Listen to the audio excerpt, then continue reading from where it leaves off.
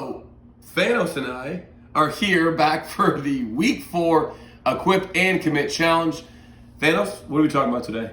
We are talking about supplements. So, as we talked the first week, we went through our in-body scans. The second week, we talked about pre-workout nutrition. The third week, we talked about post-workout nutrition. And today, we are talking about supplements. So, I'm going to say a disclaimer. Supplements do not replace real food or take over for a diet that is not in check. So all of these supplements are just used to help supplement your nutrition, which is all we're talking about. So let's go through these things. So we're gonna start super simple all the way down here. So we wanna talk about hydration. So we take elements. We believe in this and hydration, especially in the summertime as it gets hotter. We drop one of these usually in a gallon of water or some water during our workout. As it gets hotter, this is going to be crucial, especially on those long summer days. So we like to take 1 to 2 of those a day. If you do suffer with some cramping, that'll help. And then from there, a big fan of D3. So our D3, especially when the sunshine is not shining as much, D3 is going to be very beneficial to that. And so we especially make sure to take D3 at least 1 time per day. Sleep. Sleep is literally probably one of the things that we talk about the most with people. So when we talk about sleep, we're gonna talk about magnesium glycinate.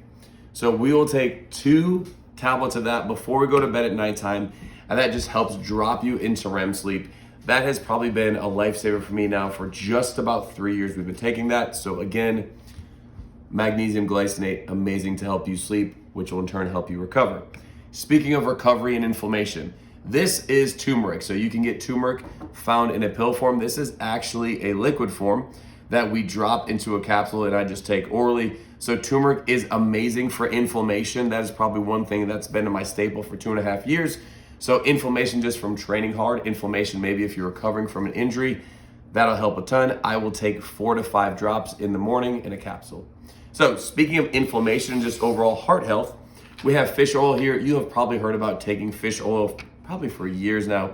We take it for heart health, but also too just for kind of joint and tendon relief, just making sure to lubricate some oil around our joints, just making sure to keep us moving freely. Super simple, 1 to 2 times a day. That is something that's always been a staple. Zinc is a twofold process. So number 1, especially year-round immunity support, like just knowing that in life we can get sick. So I take it twice a day for immune support, and then especially for men, just over time as we age, your testosterone is going to decline. So zinc is something that helps to increase your testosterone. So that has been a staple for me for a couple of years now. Speaking of hydration, we talked about elements. Just totally gonna plug coconut water. Just a big fan of coconut water. If you're like, Coach, I don't wanna have a ton of salt, AKA element. We like to have these little coconut waters. We'll drop them into our pre-workout drink just to kind of help. Great anytime year round, great in the summer. 2 main things here. So we'll talk about creatine, right? Creatine, so much research has been done on creatine, the effects and the benefits of creatine for men and women, just not from a strength and structural component, even from a mindset. Let me phrase that, from a mind component of the sharpening of your mind. So brief background on creatine. So creatine monohydrate, taken anywhere from 5 to 10 grams of creatine, either during or post-workout, is going to help recovery. So when you are working out, you are taking the muscle fibers and the fascia and you are ripping them apart. When they recover, when they heal, they repair. The goal is stronger, right? Creatine helps repair those muscles over time, okay? There's an old adage like, if I take creatine, I'm gonna get big and bloated. Nope, that does not happen. There's not loading phases, anything. So whether you're a man, whether you're a woman who's training on a regular basis, please do not be afraid to take 5 to 10 grams of creatine, either half during, half after workout, or right after your workout.